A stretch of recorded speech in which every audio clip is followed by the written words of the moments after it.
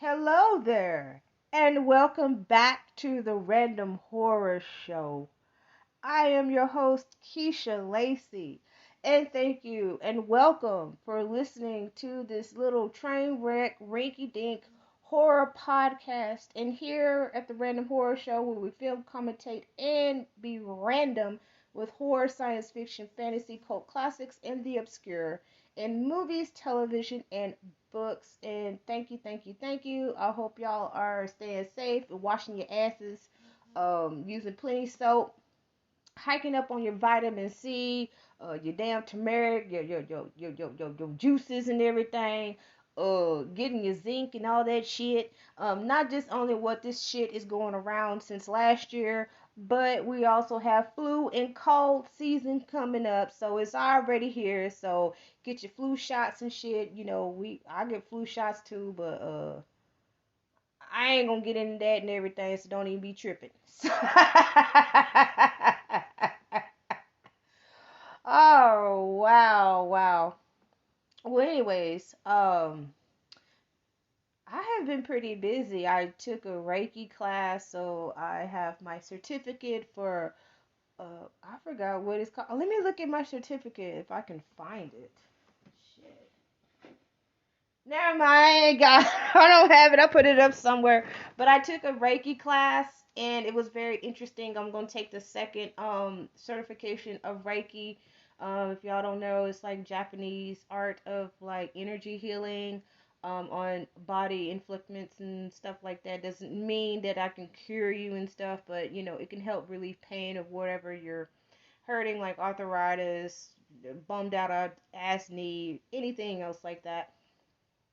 Also, I'm gonna be going out this weekend. I'm DJ training and stuff, so yeah, add a little bit of some to the repertoire, and of course I'm getting ready for tax, so that's a lot of shit. It's a lot of shit, man. So I'm gonna be hooking up a link tree, and I do taxes 50 states everywhere. Of course, I am remote. A lot of it has gone remote and everything. And so if you need your taxes done, I got you. I'm the tax lady. But yes, got my old coffee set and stuff and my water. And tonight's podcast of what we are going to be talking about, I'm telling you, this is one of the this is one of the movies that I in my childhood, and this is a person that I actually admired so much. And we're going to be talking about Elvira, Mistress of the Dark. Yes, that beautiful, beautiful lady that crept out of the depths of hell, who is also a movie hostess, and she throws in her little jokes, her bad puns, and everything else. And you recognize her who plays Elvira is Cassandra Peterson. Cassandra Peterson has been she is the epitome of Elvira for like 3 to 4 decades, and she damn sure is the queen. She is definitely all hail the queen of all kinds of horror movies, science fiction movies. I mean, if you grew up back in the 80s and you see this beautiful little, she's very short, woman with these gorgeous assets. We cannot forget her assets. Them big tatas with those big old blue eyes and her pale as hell, uh, shit, damn, uh, printer paper skin. She has beautiful alabaster skin. She really does. And her big black wig, and it's Elvira. Elvira has been she actually had like some people back in the day was just really terrified of her. They didn't like her because of the appearance that she had. But then again, you got to think about it. She's Elvira, Mistress of the Dark. And she has really have wowed so many people all over the world because you recognize her as Elvira. You know, when you see Cassandra Peterson, you're just like, oh, that's just a nice lady right there with red hair. She has red hair and stuff. It's real pretty. And but when she puts on that makeup, she puts on that gorgeous, slinky, tight-fitting black dress, and she has everything which she transforms into Elvira. She's been on so many like beer commercials, advertising Super Bowl. I mean, she has literally worked her ass off in this industry, and that is her persona is Elvira. Well, Elvira in 1988, of course I was 10 years old, came out with her first movie. And you're talking about the giggles in this movie. It's a horror comedy movie. And hands down, it was such a delight to, see Elvira, on the big screen, even running it like on TV, like on TBS, like during Halloween or something like that. It was like produced like by NBC, so like I thought that was pretty, I thought that was pretty damn dank right there, to have this woman of of beautiful proportions. And she throws her own jokes, and she's just hilarious. The reason why like I loved Elvira is because of course she was a whole lot of woman. um, she held her own. She didn't take no shit. And she was just straight up. I mean, the character Elvira, she was just, oh my gosh, she was pure joy. I mean, and in this movie, she is just like, whenever we see her, people remember her, when she did her little shows and stuff like that. She also did guest appearances on like Johnny Carson, late night shows and stuff like that. Um, she what it is that she embodied like a lot of the movie hostesses like Vampira. There's a couple others like that that were before her, and so you kind of like had like that missing chunk of like where's like the horror hostess, you know, of like these bad B movies, and she hosts a lot of bad B movies, and which is cracks me up, and they were like, who can we who could we look to, who would that stuff. And so it was actually, and it was so cute where she in the movie she had an Elvis shirt, and it was actually paying homage to the king.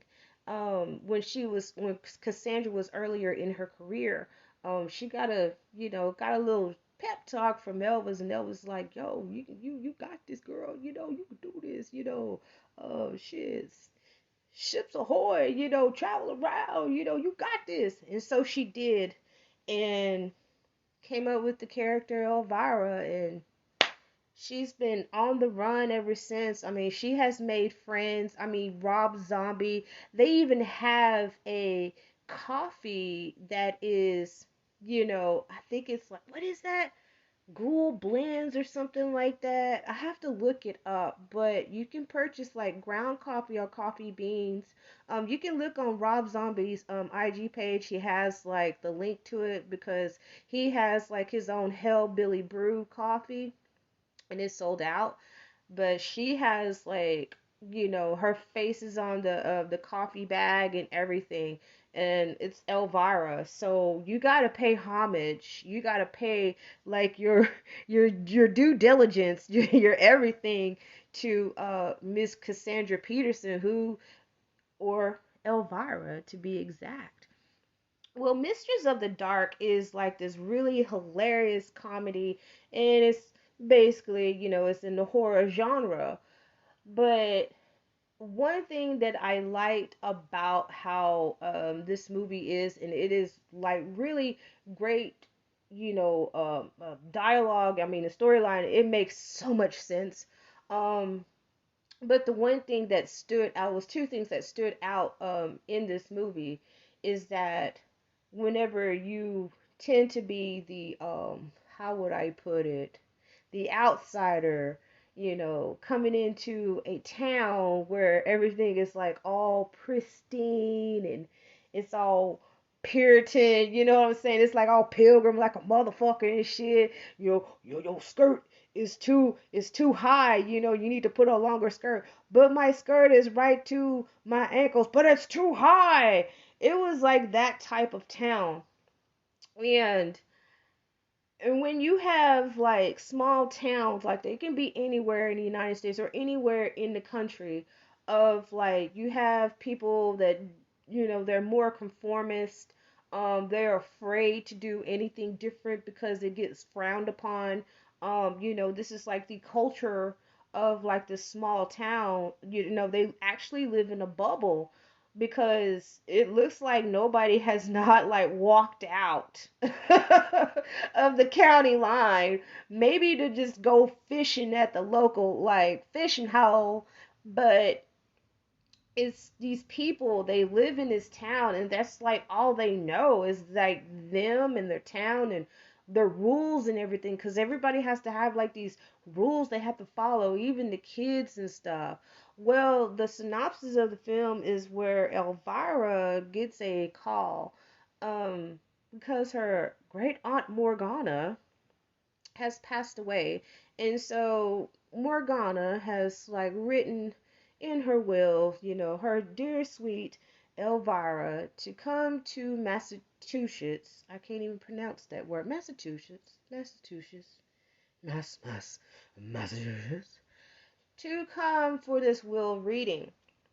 Well, Elvira is kind of like in a little pickle and stuff because her show is about to be canceled, but she has these big, huge plans because she wants to go to Vegas.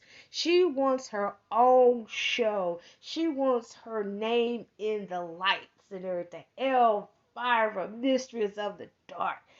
But there is one dill pickle that she has to do, and what she has to have to get. She had to get $50,000 because this is her manager saying that she has to have $50,000 to like put up this money so they can have her, headline in one as a show as her one woman show in Vegas. And so she's like, I'm almost gonna get canceled, but guess what? I gotta go cross country to like go and get this inheritance money, $50,000. Thank you, Aunt Morgana. She didn't even know she had an aunt, and I'll be free going to Vegas. So that was like her whole plan, and of course, that's the whole synopsis of it. But then, you have like so many hijinks, so many crazy ass stuff. Elvira didn't know she had a great uncle, Uncle Vincent, but we call him Uncle Vinny. Ooh, Uncle Vinny crazy and everything. But there was like something that Uncle Vinny want because there's a big secret behind Elvira's history and shit, which was makes it so incredibly interesting because you wonder how in the hell Elvira get to be like this, like where did she come from? She just boom came out of nowhere.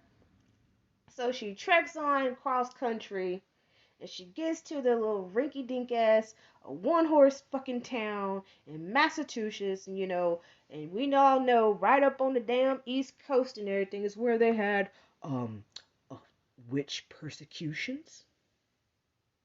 Hint, hint, hint, hint, hint, hint, hint. Hot, hot, hot, hot, hot, hot, hot.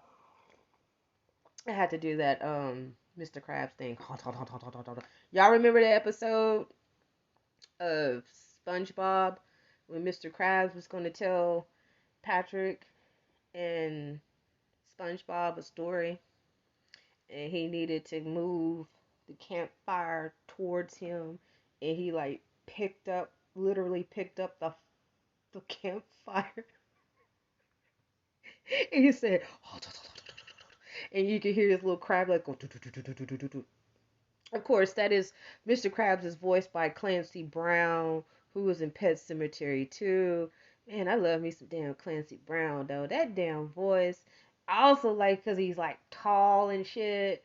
And he is like a tall drink of water though. I give him that right there. He's a little older and shit now, but I was like Clancy Brown was like he was like a rugged handsome and shit, and he had that voice and everything. I was like, damn, his voice kind of like is like like calm, but it's like stern, but then it can get your panties wet at the same time too. So like if Clancy was like a teacher and shit, that'd be a big old problem right there. You have like high school, oh my god, like Mr. Brown, oh my god, he's like so tall and handsome.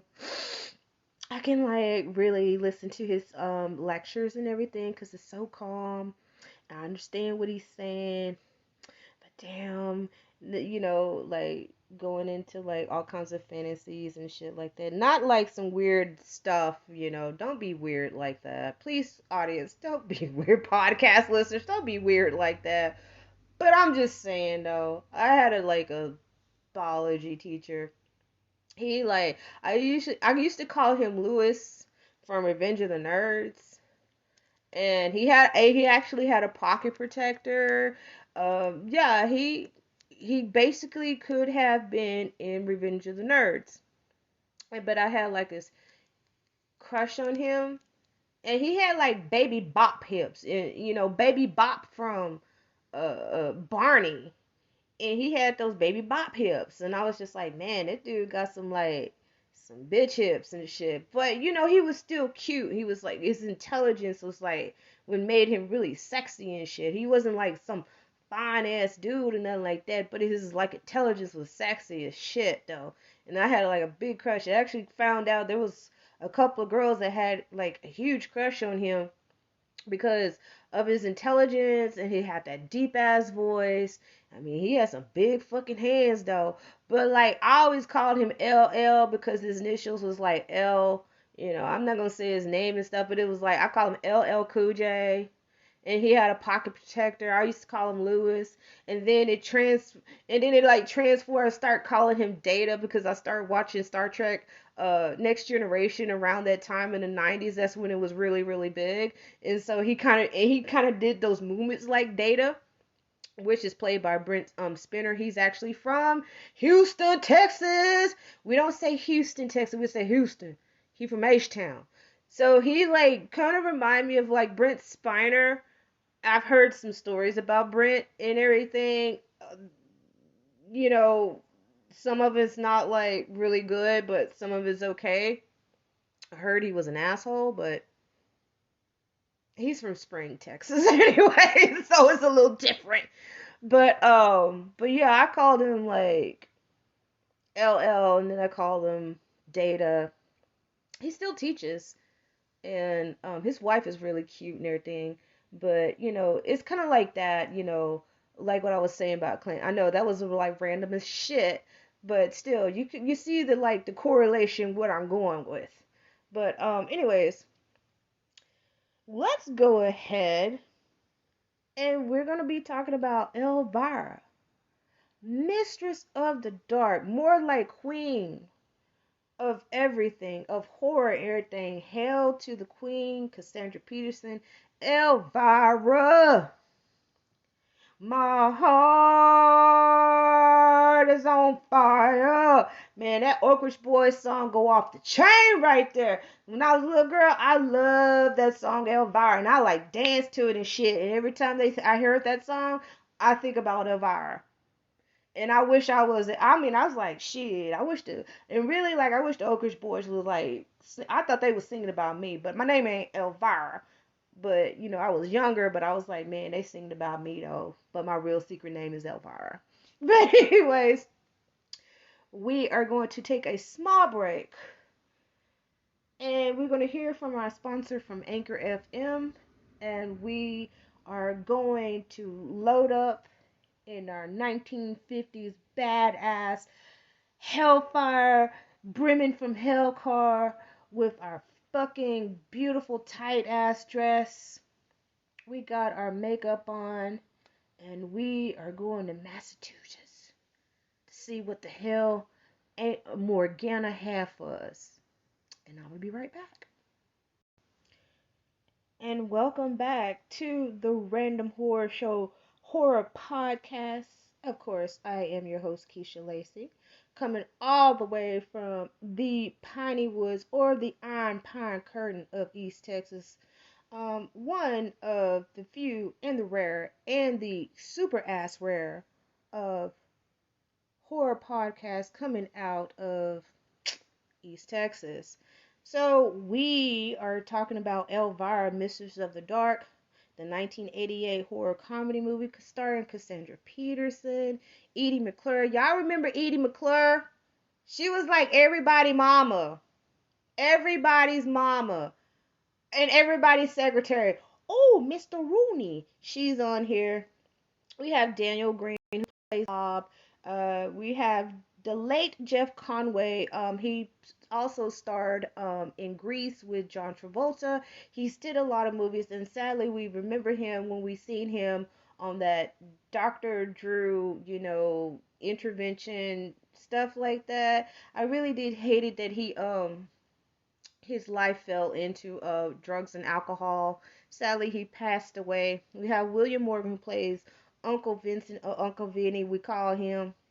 Trace McNeil. Trace McNeil actually does voices on The Simpsons. So if you come and run through and see this movie, you're like, Trace McNeil, where have I seen that before? She does voices for The Simpsons. She does. She is a voice actor.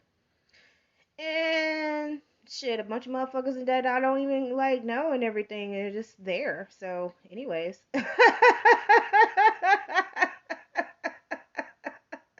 Oh gosh.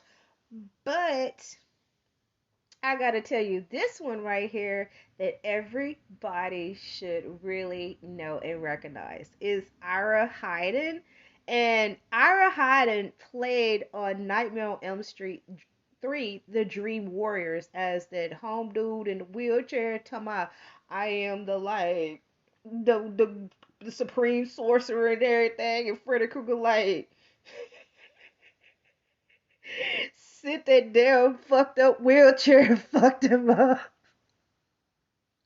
I'm sorry, but Freddy Krueger was one mean and funny ass dude, man. Like, he was a funny ass boogeyman, though, because when I seen that damn wheelchair and it had all those spikes and all that stuff covered after Ira because he was in the a mental hospital facility with the kids that was like the last of the kids of Elm Street, and he was in there.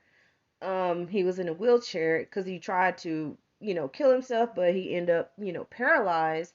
And then Freddie just came out with that damn wheelchair chair thing, and I was just like, why you? I'm like, man, you really did crush that boy dreams because that boy was in a wheelchair trying to get away from your ass, and he got hurt because of you, and then you just gonna end the shit with that damn wheelchair. I was like, oh my gosh.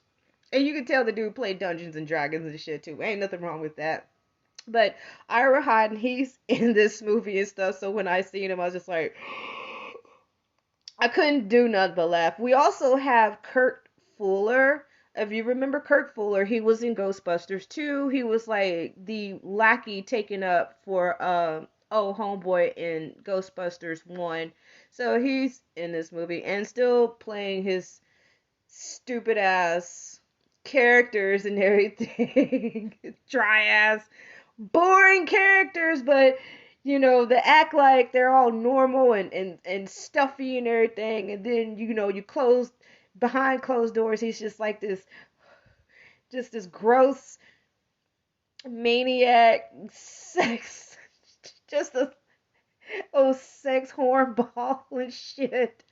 I mean, like, Kurt Fuller has pulled some damn characters that he played in his acting career. They were like real stuffy, stick in the ass, behind closed door. And he's like, his character is like this big hornball, just do a lot of fuck shit. But all right, let's get into it. I'm so tickled. I actually, I'm really having a good time. I got my coffee, got my water.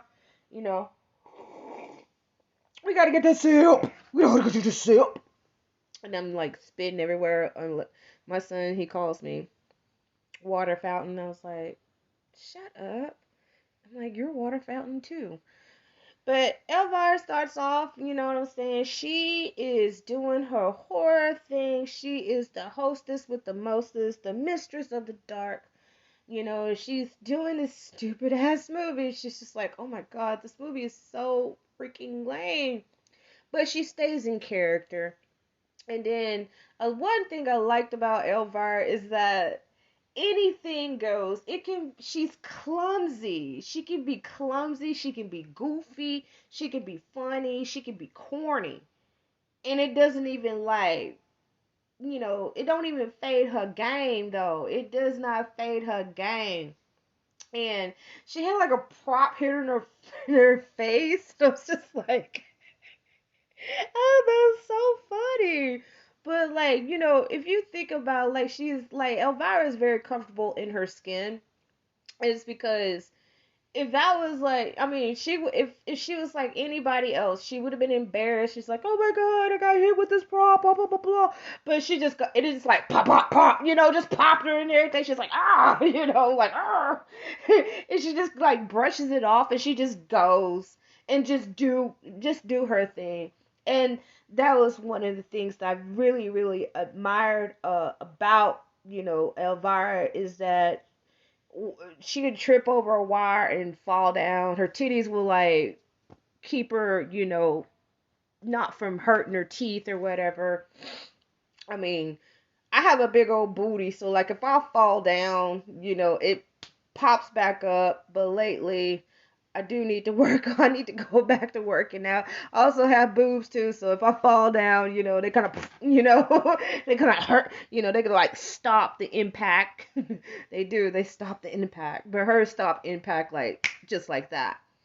So, and her well, she's like, just being Elvira. And then, like, one of the newscasters was kind of like, ugh, you cheap floozy, ugh, you're way how you dress. And I was like, oh my god, she dressed fine. You know what I'm saying? Like, she looks fine. You're just a bitch. You're just mad because you don't have her assets. And I'm going to also point that out later on when I get through, when we film review and this and everything to sum everything up. So she's like, all right, manager dude, what's going on? And she's like, I can't wait. I can't go to, I can go to Vegas.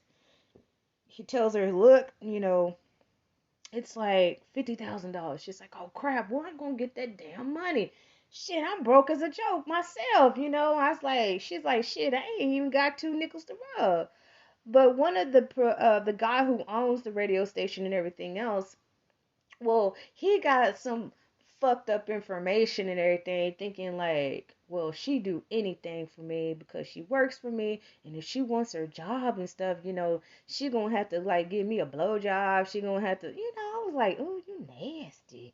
And so he gonna come up and try to talk all that like that hot shit, that cash money shit and everything. You know what? She popping back out and like she talked all that cash money shit her damn self. Like Elvira was no like floozy and stuff. And that was the one thing that people thought from her outfits, the way how she looked. They thought she was just easy. She was a floozy, she just like old Super Saiyan slut, a nymphomaniac and everything else. And oh Lord have mercy. But she wasn't even like that though. She was not like that at all. So he was like, oh, what I'm gonna do? And she's like, I don't give a shit. She's gonna stand her own ground and she's not gonna back off, or she's not gonna think like, well, I think I need to be nice to him. Maybe I need to go suck his little ding ding and stuff. Nah, she wasn't like that. She was like, I ain't doing no shit for like that. I ain't doing no strange things for no change and everything. I may be hard, I'm hard up for some money, but I ain't doing that shit. She had a lot of integrity. She had like standards for herself. Believe it or not, just because somebody looked like Elvira, you think they have lower standards. Guess what? She had the highest standards for herself, and she had very very extremely high self-esteem. She is a high value woman, as the mistress of the dark as she is. So she gets a letter, and as the telegraph says, like, yo, come on to like Massachusetts, your auntie, she passed away, auntie and stuff. She left you some. She's like, what? So she's like, you know what? She told the manager, I'm finna dip. I'm finna get this money, and we finna go to Vegas. I'm gonna make all my motherfucking dreams come true. But she didn't realize it was a whole bunch of stuff she gonna do, and a whole bunch of stuff that's gonna happen and everything while she's on the cross country, road trip in her badass 50s, like, car and shit. Man, that's like, oh, that car was hot. I'm telling you, that car was hot. And I love her style because she took it back with the 50s with the little, little bonnet thing. She had the big glasses and stuff. I love 50s style. I love that. And of course, she got to a gas station and shit. And who wrote the lyrics to this damn country song talking about chicken fried steak, corn, green beans, chicken fried steak, mashed potatoes, and gravy? And I was like, somebody is so hilarious right there writing that lyric to that little fake ass country song. Chicken fried steak. I was like, what? And I had to rewind it again. I was like, what did they say? Chicken fried steak. I was like, man, this is like the most lit ass country song ever. And yeah, old homie and everything, he was just like, it's self-serve. And he just look all nasty and shit. He look like some of these dudes around here though. Yeah, he was a smoker too, and she's like, yo, you need to not do that. You're at a gas station, you're at the gas pump, and you're lighting up, you're gonna hurt yourself. So yeah, it happened.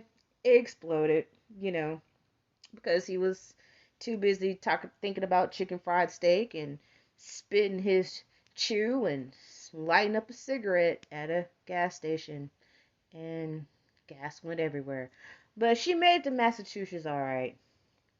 And her car messes up. Man, she didn't like sit there and messed up the damn radiator and shit. The radiator, alternator, and everything else. So she was like this big, huge, unannounced splash, in this little ugly ass Puritan, my country tis of thee, we're gonna hold on to the Mayflower type shit, little ass town. Well, the town was ran, by like Chastity Parish. She is like over every damn organization, charity, membership, drive, all of that shit. So all these people are coming out. I'm talking about they coming out the woodwork, from the store to the beauty parlor to, I said beauty parlor. I sure did, because pretty much it was that. Um, Barbershop, damn, shit, from the trees to the bushes. You know what I'm saying? So they looking at this lady who is looking like hell. To them, she looks like hell and Satan and all kinds of demonic ass shit, but she really isn't. She's just like, where's the place at so I can go and get this will reading out the way? I need my money. Where's a place I could stay at and shit. You know what I'm saying? Oh, what's going on in this town? Because this town is like too squeaky clean. But she get her car fixed because, her home biscuit and everything. He just like, damn, she got some nice ass titties and shit. And he gets her car fixed though. So she's like, going to get a room in like this old ass biddy and shit. She was just like, oh, you ain't getting no room here. Cause she's looking at her outer appearance. Of course, her husband's like, Shit, we got plenty of vacancy and everything. I'm finna go get you a key and fix you up. No, no, no. She ain't staying here. I'm like, oh my God. But comes out their granddaughter Robin, and Robin has makeup on, and her grandmother's getting on her ass. You need to take off that makeup. I'm like, oh my God, lady, that girl is like 15 years old. Let that baby wear some blush and some little bit of lipstick. You know what? I had that same shit too when I went to school in high school, and I lived with my dad, and I was just like, oh, I want to put on makeup and stuff because I was like, I want to look cute and stuff. You know, that's part of like a young lady's like, ventures into womanhood and shit like that. And my dad told me, no, you don't need any makeup. You're already pretty as it is. I'm like, fuck you, dude. And I was just sitting there just glaring at him. He's like, you don't need any makeup because when you get older, you're going to be needing more of it. I'm like, how the fuck you know? Are you a drag queen? Like, Dad, are you a drag queen or something like that? Because you're not making any sense as it is. Anyways, and and I also look cute with makeup, and I look cute without makeup. So what the fuck ever. So she's like all bitching and shit and everything, and she runs upstairs. And so she was like, okay, I guess I don't have nowhere to stay at because these people are being some booty holes. And so she finds the lawyer's office, and there was like two people, one that it was two of them that worked for Aunt Morgana, and of course her brother Uncle Vincent. And so she gets into the reading, and they kind of looked at like, who is this lady and stuff, because you gotta remember, like, Elvira is full of laughs and jokes and hijinks and things like that. She's a hilarious woman. And so, read the will. Of course, like two of the caregivers of Aunt Morgana, they got money. And then, of course, Vincent just didn't get too much and everything. But she leaves Elvira one special book. It's a cookbook. And her house. And her pet.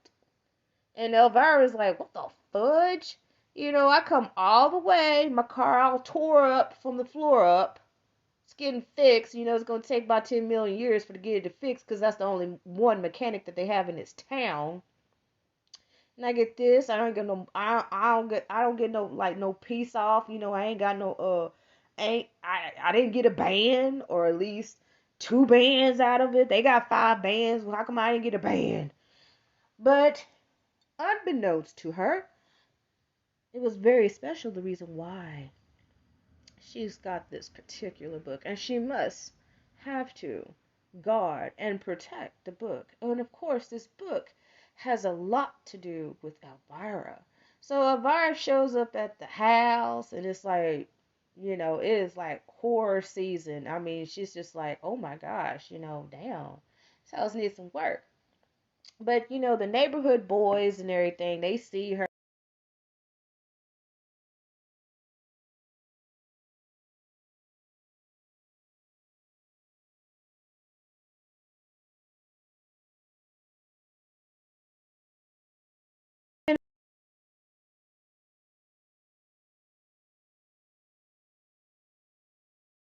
Teenage boys. They're just being normal teenage boys when they see a beautiful woman. It don't matter if she got some ass or titties, pretty ass hair. It don't matter if she got some fine ass legs or some pretty feet or whatever. Teenage boys are just gonna be like that. That's just hormones. That's just how they are and everything. You know what I'm saying? That's just normal and shit. Just like girls, we like whenever we see a hot guy, we're like, oh my god, it is hot. Oh my god, is he gonna take off his shirt? So they tried so many times, like all through the night. It creeped up, sneaked up, trying to get a picture of Elvira. She scares the shit out of them and stuff. There's a dog there, and Algonquin is his name. She's like, ooh, I'm gonna call you, Gonk. You know what I'm saying, for short. I'm gonna call you Gonk. Well, Gonk is actually a familiar because Gonk can actually transform into a Rottweiler because Gonk is a cute little poodle. So she fixes Gonk up, to her style. Gonk is like, oh my God, what is this crap right here? But we know that Uncle Vinny ass is plotting and scheming and shit. So he has his little lackeys and shit to watch the house and try to sneak in whenever Elvira's going to get the cookbook. And it's just like, okay, why are they sneaking in and shit? Okay, cool. But then she was like, but she was like, all right, I'm gonna let you have this cookbook and shit, as is Uncle Vinny, and you want it so bad, give me $50. I mean, go on ahead with the cookbook and shit. I don't cooking and shit like that. And so they did a whole bunch of shit and everything, try to get this book. But Gonk like hid the book, did a lot of things with it. But Uncle Vinny got mad and stuff because she was like, "Look, the book was here, and I'm trying to give it to you, and you thinking like I hid it? What the fuck I'm gonna hide a cookbook for?"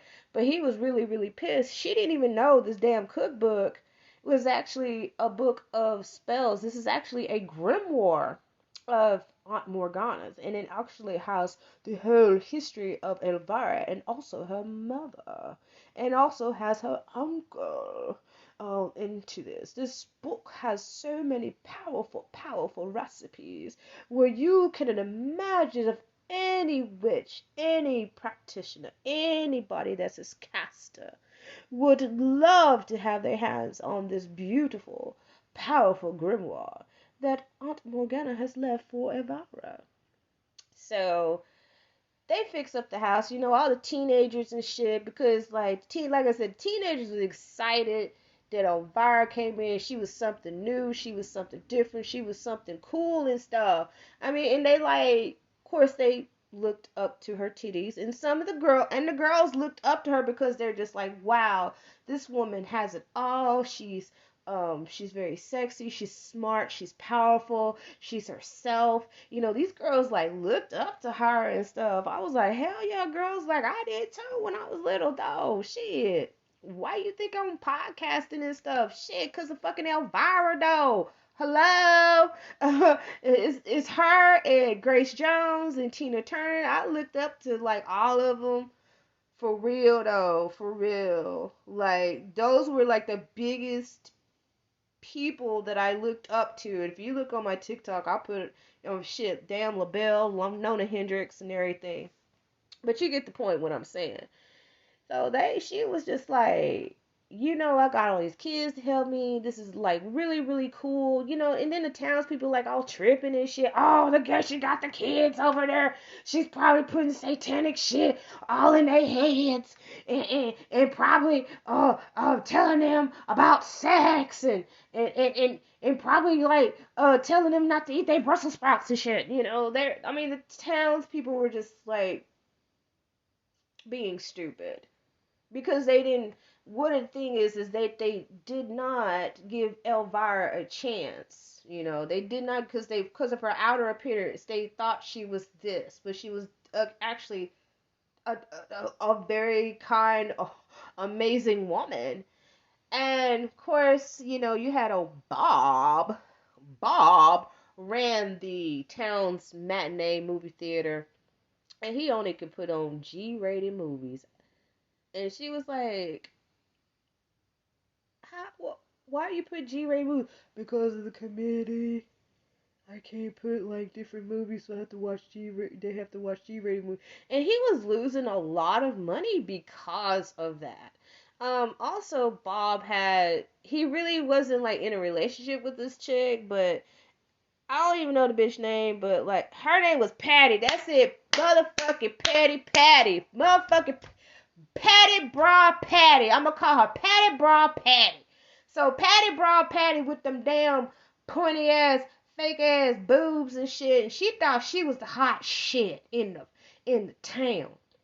Like she thought she was the it girl. And so when she seen Elvira, she got very, very upset because Elvira was on her territory. And you know why she was like all insecure and pissed off and being petty and shit? Patty, because Elvira's titties were real and hers was actually toilet paper and the toilet paper roll to make them all pointy. Cause I was sitting there like the last time I seen bras like that, and I actually wore a bra like that, is the ones that they made in the late 50s, and it's got like that pointiness and everything. So, cause yeah, I actually wore like a vintage bra a long time ago. I found it. It was real cool, but it was very uncomfortable. So she had like I said, she was padded bra, patty. So Patty was like, this chick gonna roll up in here. She gonna take my man. That Bob was not your damn man. So she was like doing everything that she can to like just to get on Elvira's bad side, to make her feel bad, make her feel sad and stuff. And so the whole council like pretty much just told all the kids, they're like, look, we seen y'all over there helping Elvira. You know better to help that old weird witchy ass lady, that satanic lady. You know she's from that rock and roll band. They don't know what rock and roll band and everything. And I'm probably like, y'all probably even like listen to Elvis in that damn town. But they were just all upset because they liked Elvira. So they told them to like, look, all of y'all kids in the whole school, if y'all like fuck with Elvira or do anything or talk to her, we're expelling you. And that is so harsh right there. That's really manipulative for a whole city council to do that and to threaten the kids if they talk to Elvira because she's too different. So the kids were all bummed out and stuff. And she was just like, I'm finna put on this matinee, this late night matinee. Y'all kids need some fun and stuff. These old people, they stuffy.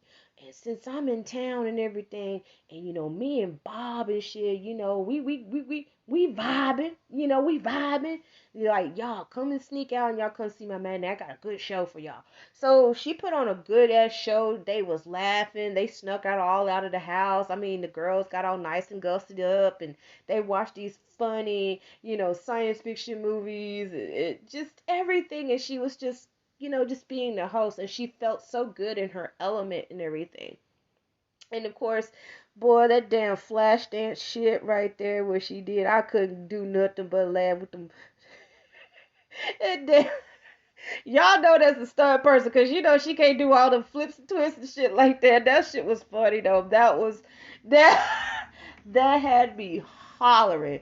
Well, Patty, she gonna pull some old Carrie shit, you know what I'm saying? She gonna pull some Carrie shit because the it's supposed to be glitter that she pulls down, but it actually she put oil and tar in it and stuff, so she pulls it down. There's like oil and tar everywhere. I mean, it was sad. It was sad. It was really, really sad. I was like, that old bitch, So she gets all cleaned up. Her and Bob, they was just like two little dry little lumps on the log and everything. Because Bob is like very innocent and simple. You know what I'm saying? So she's like, hey, let's go cook. So she cooked up something with the cookbook. She thought it was a regular cookbook. She served Bob some kind of little nasty ass little gross little monster and everything. It was a badass casserole. I like that she put chips in it. That was cool. I was like, usually in a casserole, sometimes you do have to put some corn chips on it to make it taste good. That's that good old white trash, that little bit of that hood, that little bit of that ghetto, flavor seasoning right there. And there you go. Pop them chips on there, crush them up, throw them on there, make it great. And also part prison also too, because inmates can actually make a mean ass ramen noodle soup with crushed chips and all kinds of shit. They really can. So that's like some, yeah. You see what I'm going at. But anyways, so she haven't been in prison, but uh, but yeah. So she's like, like that. They put the he put the little monster in the sink, and they turned it on. I forgot what those trash compactors and stuff. I was cracking up laughing. I really was. This was like really like has some big laughs in it. But they went up to the attic because Gonk went up there, but Gonk was actually leading her to like, look, you got this book. This book is powerful. So they found a letter, and Bob says for you. He was reading it. She's like, hold up, let me read. And this is where Elvira found out the real ass truth about her birth and everything else. She didn't even realize she was that dang old. Like, damn, I'm like 300 some years old. Shit, you know what I'm saying? And her mother protected her and gave her this ring, and it was the ring that she always had, and she was at she put her at an orphanage and stuff, so she was raised by nuns. And of course, of all the nice little hijinks that of her growing up in an orphanage, and it was saying something in the mix of like her Uncle Vinny, and Uncle Vinny was not he didn't play fair. Uncle Vinny wanted the whole power of his sister, which is Elvira's mother. And he was like, fucked it. And you do have warlocks that are so motherfucking, salty and shit. They will do some crazy stuff to like kill their sister, fuck up the covenant, and all kinds of stuff like that. I was like, oh dear, man, come on now. Some old bitch shit, you know what I'm saying? So that's the reason why Morgana like hid her identity, make sure that she was safe and protected, because she did not want Uncle Benny to find where Elvira was. Because if he found out where Elvira was and then he just pop up like, hey, he will kill her right then, just like that, and she wouldn't even know nothing. So it was a great thing that she came for this will reading and coming to find out her origins of where she come from, and she comes from a powerful witch, and she's a witch her damn self by birth, and that's like so fucking awesome. And like, and of course, she had to put it on the town and everything. She used the cookbook, but something happened and everything. She kind of messed up and twisted up little ingredients and shit at this potluck. And I'm just like, ew, everybody's potluck. Gross. So they're like all eating, the townsfolk eating all the potluck fuck shit, nasty shit. And then, of course, they see her little pot right there. They didn't know who it was. They're just like, ooh, let's go get some potluck shit. You know what I'm saying? They all eating. She pretty much casted a lust spell, and all the townsfolk started taking off their clothes. I mean, you have like old Miss Chastity and everything more. I fell out laughing when she said on that dude's face, though. She said, pardon me. And I said, your face? I said, girl, that's what the fuck y'all need up in this little small rinky-dink ass, Puritan ass Mayflower Town. Y'all ass needed a fuck. Y'all need some good ass sex and shit like that. Just let loose. So everybody letting loose. I mean, even the damn jazz players were let. Oh, horn section. There's a bunch of old people being all lusty and shit. But that was a smooth ass move that Chester did. She sat on that dude's face. I said, baby, you living right now. I said, shit, I wish I could sit on somebody's face my damn self. But anyways, let me get a sip of this coffee. But yes, that was funny. And then of course, Patty, Petty Patty and Elvira, they squared off because, Elvira was just really tired of her, and she was like, look, chick, I ain't fuck with you. I don't even know you like that, but you coming after me like that. And so like old Petty Patty, she gonna try to bow up and everything like she got this like she got that smoke. That girl ain't got nobody smoke. So she's sitting up there shooting little BBs at Elvira. Elvira like shooting like 12 gauge slugs and shit and everything. And so she like poo poo gave her a big ass Looney Tune knot and a shiner like damn Nicki Minaj did old Cardi B when she threw that damn shoe at the Met Gala. gave, gave Cardi B that Looney Tunes knot and that black eye. And come to find out, we all know why, like, Patty's titties are so pert and weird and shaped like Madonna's 90s bra cone titties. She pads her shit. She's flat as a board. Ain't nothing wrong with being flat, girl. You better work them little itty bitty titty committees. You know what I'm saying? Ain't no wrong with having itty bitty titties. Shit.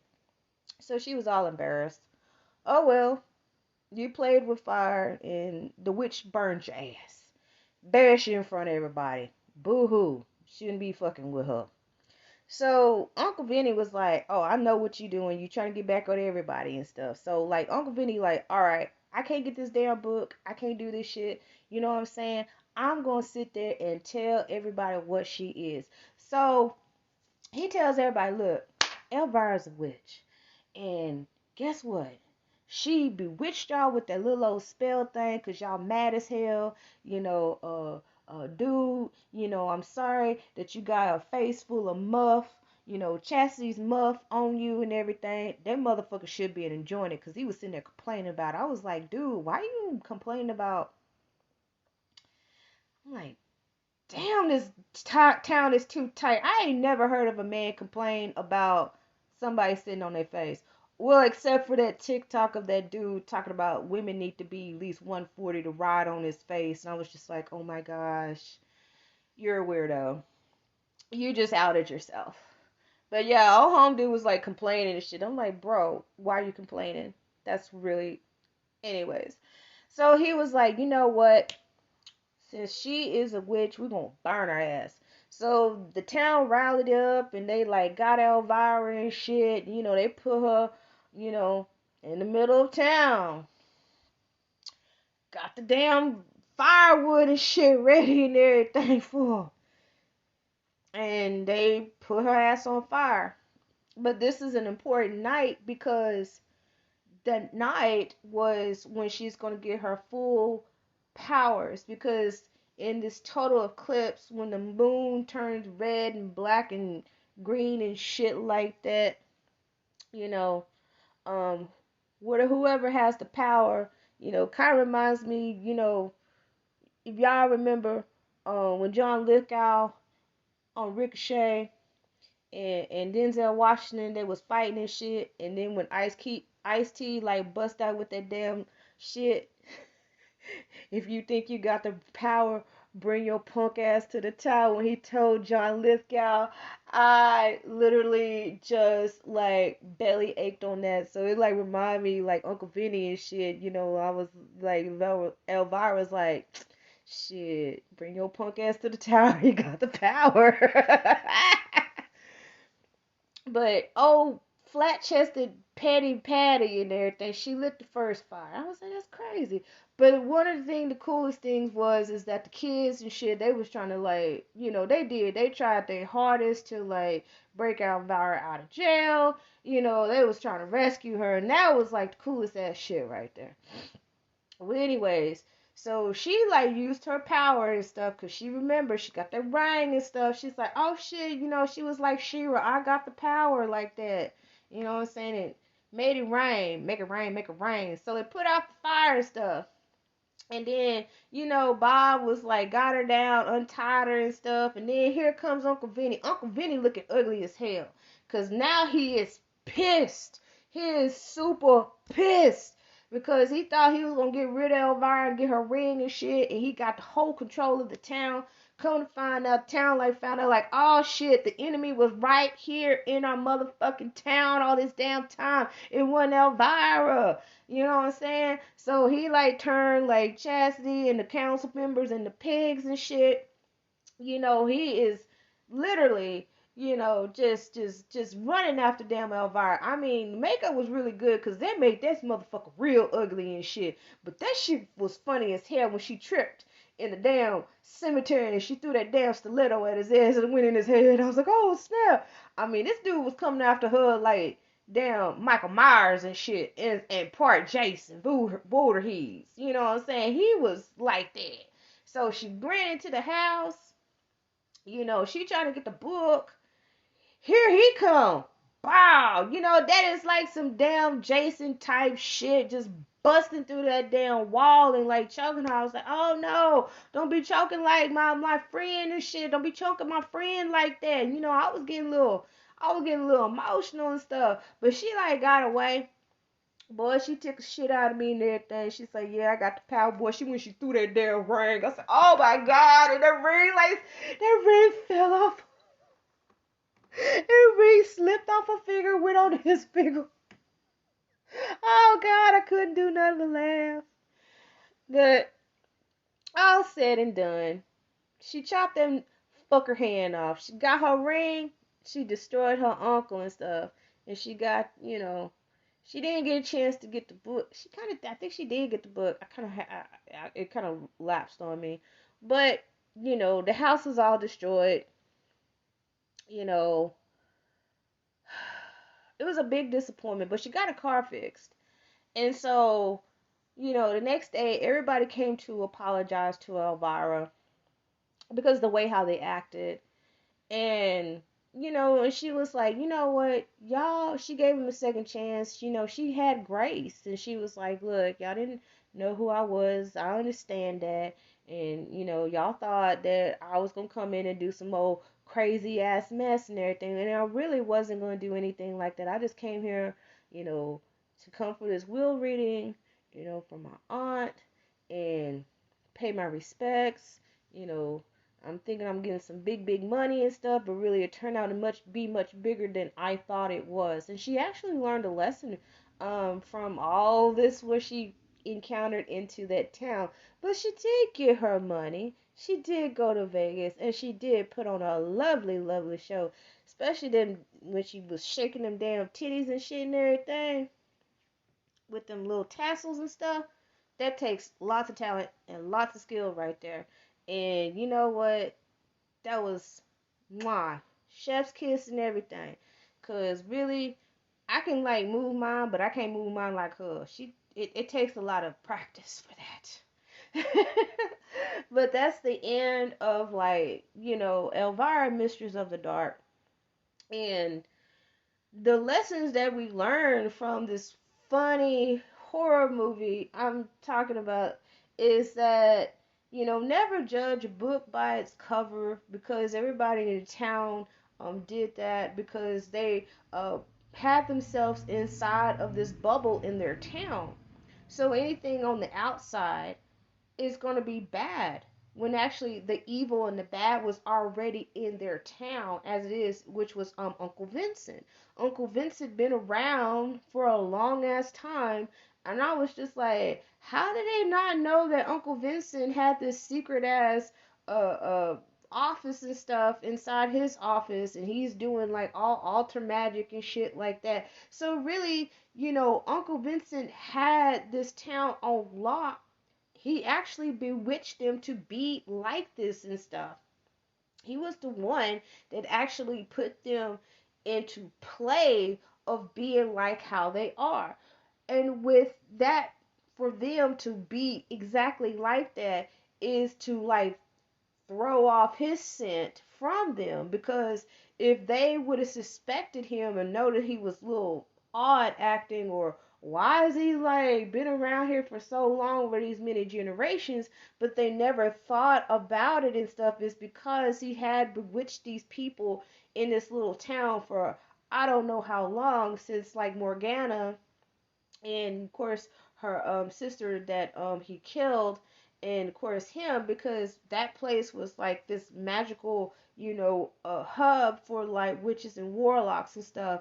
So he got rid of a lot of that those laws and stuff, and what really happened in that town like centuries and centuries and everything. And then you had Bob and Elvira. Elvira was this, and Bob was just plain, simple, brawn, and handsome, but he wasn't like super smart. But it made sense. But really, what like made me just like smile about it is that when he found out that Elvira is a witch and finds out that she cooked this little ugly little creature thing, he didn't run out the house. He didn't go screaming all about. He didn't sit there and start spreading rumors or saying like, "Hey, this Elvira chick, she's a witch, she's dangerous and stuff." He accepted Elvira of who she was, who she is, and she accepted him as he is too. And it's cute because they both balanced each other out. And because she's all Mistress of the Dark, she's a witch, and she has all her jokes, and she's, how her sexy get up and everything else. But he was just plain and simple, and she could tell he was not that bright, but she could tell he had a lot of common sense about himself. And and it was the opposites attract right there, and it wasn't like cheesy or corny or with it and everything. He was a little bit naive because he was raised in this town. It kind of like, it was like half footloose. It was had no dancing. John Lithgow, here comes John Lithgow. I mentioned John Lithgow's name again. No dancing in this town. We forbid it. So he came from like this type of town, and he was just like, I like Elvira because she's different. Who gives a shit that she's a witch? He's like, shit, that's my lady. And you see how he gravitated towards her. And it's not because like she's a witch and oh, he's so dumb. There's a lot of history and stuff, like, talk about like witches, like they like to possess a man that's like a little bit dumb and everything else like that. And I was just like, whatever. But like in this instance and stuff, like it's just showing like a very natural opposites attract type of relationship that they had. And it was just really, really sweet. It was really cute. I mean, it was awkward and everything else because he's awkward, and she's kind of awkward too in a way. But I love that. I really did. And I mean, but like of anybody that has grown up in small towns or rural towns, even for me, you always had those questions from other people. Why do you dress like that? Why do you wear your hair like that? Why do you wear your makeup like that? Why do you act like that? And it's because of a lot of times when people that are more conform, and it's because they started off like really awesome and happy and shit. It's something in their childhood that happened. They can be happy go lucky. They probably did something that they thought it was cool. And usually it's either a parent or a sister or a relative or even some friends that told them that was bad, or they made fun of them, or they made them feel shamed because of what they did. And it's not nothing bad, it was just something different. They probably like thought they were a unicorn and they had a Superman cape and they're running around thinking they're that, and then somebody just busted their bubble and made all their dreams just go down the drain. And so they uh, push that aside because they think about how they felt when somebody sit there and talk crap to them because of they believed in their dream, or they thought they were a unicorn, or they thought they were they was just doing something that's so different because of something they loved, and they got made fun of. And so whenever they see somebody that actually did things that they did and they just being themselves and being freely with it, and they're like enjoying it and don't give a damn of what nobody says. That's where they come in and say like, oh, they gotta pick on them, or they're like, oh, make them feel insecure, and it gets them upset because that person does not give a damn, and they make that choice for themselves and not say, you know what, they made fun of me because I'm this, or they made fun of me because I did that. I'm not going to let them do that to me.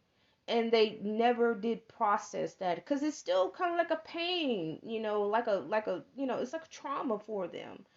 That's the reason why you have people that, don't understand different types of people, like gay people, uh, black people, white people, um, different cultures, different kind of religions that's not from theirs. Like if it's not Christianity or Muslim or something like that, and or people that are nonconformist and free spirited. Why they like that? They need to go. Because you had like where they talked about the hippies, with the free love and etc. etc. And they just like there's a bunch of people with they just stink and they have long hair and they don't shower and they have a whole bunch of sex and they do a lot of drugs. And you have different like subsets of like cultures and subcultures of people and everything, and then there's people that just do their own damn thing like me. And there's a lot of them like that. They're called like nonconformists, outliers, things like that. And usually a lot of times a lot of the conformist people want to get the outliers, the nonconformist people out the way, and it's because they're like, people don't need to see how they are. We think they're wrong. Well, you may think, I may think you're wrong too. But I call conformist people box people, but I actually feel bad for them. I really do, because it's like they can't live out like how they want to live out. You know, they may have been pressured to go to college and become this and that, and when they really wanted to like travel the world and be an archaeologist or something like that. Um, you know, it's it's by peers, it's by family, and it's also by society. So yeah, I'll tell you, Elvira, Mistress of the Dark has you thinking a lot, but it is a fun movie, and you just can't stop laughing. And like I said, I had to like go a little bit longer with this because it's a homage, it's a tribute to Miss Cassandra Peterson. It really is. And Miss Cassandra Peterson, thank you so much for bringing Elvira into our television, our lives.